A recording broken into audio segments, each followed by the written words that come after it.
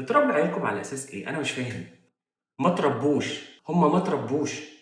ومش عايز اجمع علشان ما حدش يزعل مني، بس بجد المعظم الجيل ده ما ترباش، ما عرفش يعني ايه احترام الكبير، ما عرفش يعني ايه يتكلم بأدب مع اللي اكبر منه، ما عرفش يعني ايه اجتهاد.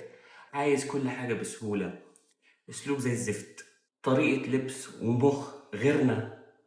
انا مش بقول ان هم غلط ولا اللي احنا صح، ولا بقول ان الاهالي هم السبب في كل حاجة، ولكن التربية بتيجي قبل التعليم. هم لا تربوا ولا اتعلموا. ومش قصدي ان هم ما تربوش فان هم كده وحشين ونتجنبهم، لا، ولكن هم ما عرفوش القيم بتاعتنا اللي احنا اتربينا عليها في زمن الحلوين. احنا زمان لما كنا بنشوف واحد اكبر منا والله ما عيني كانت بتيجي في عينه. دلوقتي الجيل ده يدخل في عيني ويمكن يتخانق معايا كمان، ويبجح معايا ويبقى قليل أدب ويتكلم بأسلوب زي الزفت.